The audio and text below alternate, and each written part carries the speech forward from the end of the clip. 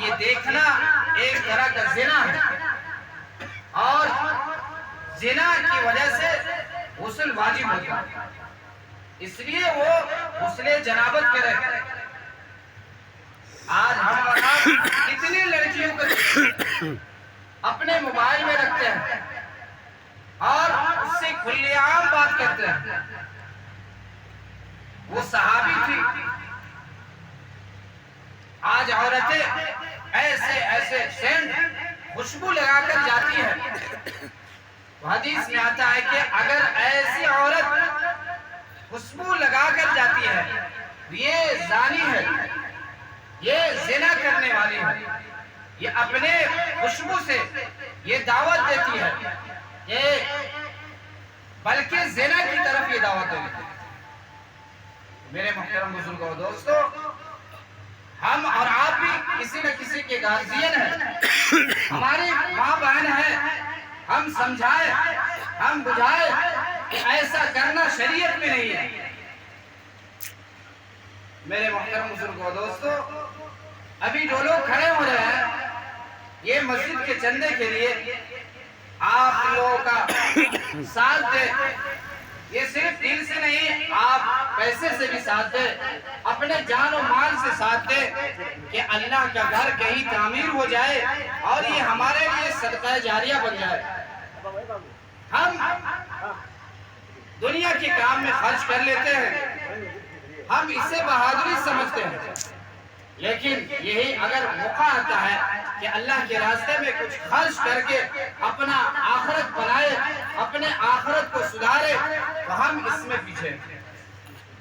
تو اللہ تعالی ہم سب کو زیادہ سے زیادہ مدد کرنے کی، امداد کرنے کی توفیق عطا فرمائے۔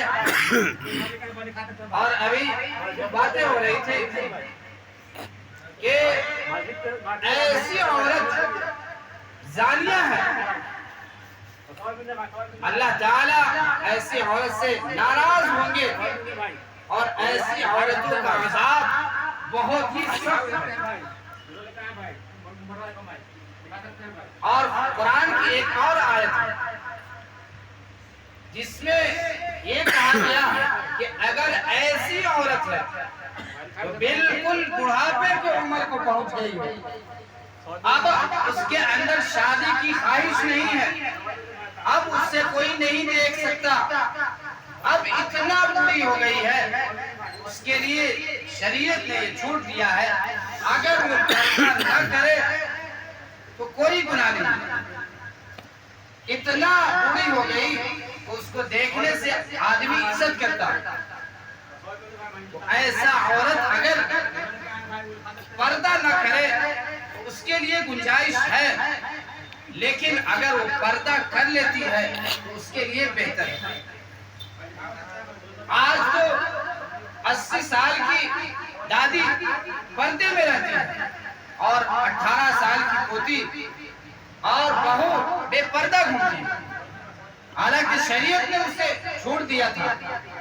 وہ بوڑھی عورت پردے میں رہتی ہے اور اس کی پوتی، اس کی بہو، اس کی بیٹی بے پردے رہتی ہے، حالانکہ اللہ تعالیٰ نے اسے چھوڑ دیا تھا کہ وہ اگر پردہ نہ کرے تو اس کے لیے گنجائش ہے، اس لیے کہ اس کے اندر اب شادی کی رغبت نہیں ہے، شادی کی چاہت نہیں ہے، اب وہ پردہ نہ کرے تو اس کے لیے گنجائش ہے۔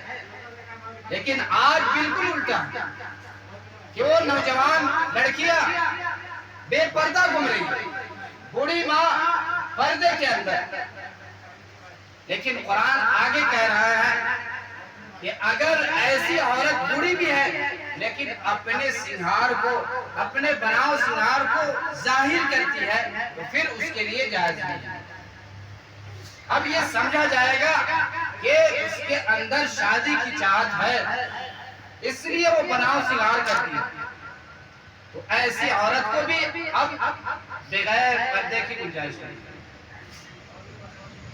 میرے محترم بزرگوں دوستو، ہم بھی اپنے گھر کو سدھارے، اپنے گھر کو نبی کے طریقے کے مطابق، قرآن و حدیث کے مطابق زندگی گزارے اور یہ نہ سمجھے کہ یہ پردہ کرنا کوئی چیز نہیں ہے، یہ آزاد خیال نہ رکھے کہ اللہ نے کہہ دیا کہ پردہ کرنا ہے تو پردہ ہر حال میں کرنا ہے۔ اللہ نے کہہ دیا کہ عورتیں خوشبو لگا کر باہر نہ جائے تو ہمیں ہر حال میں اس سے ماننا ہے۔ اللہ کے ہر بات کو ماننا ہمارے لیے فرض ہے۔ اب یہ نہ سوچے کہ اللہ نے کیوں فرض کیا، اللہ نے کیوں فرض کیا، یہ ہمیں نہیں سوچنا ہے کہ فرض کیوں کیا، بلکہ اللہ نے کہہ دیا کہ پردہ کرو تو ہمیں پردہ ہر حال میں کرنا ہے۔ اگر ہم بے پردہ زندگی گزاریں گے تو ہمارے لیے دنیا تو خراب ہوگا اور آخرت بھی خراب ہو جائے گا۔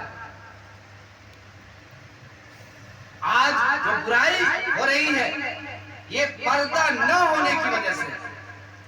آج سب سے بڑا اس کا ذریعہ ایک موبائل ہے۔ موبائل سے برائی کے ہر وہ کام ہوتے ہیں، لیکن اسی موبائل سے اچھائی کے کوئی کام نہیں ہوتا۔ موبائل میں ہر چیز ہے دنیا کا، اگر کوئی برائی کرنا چاہے تو برائی موبائل کے ذریعے سے ہو سکتا ہے۔ اور آج کھلیعام لڑکیاں گھوم رہی ہیں، آج کھلیعام گھوم رہی ہیں۔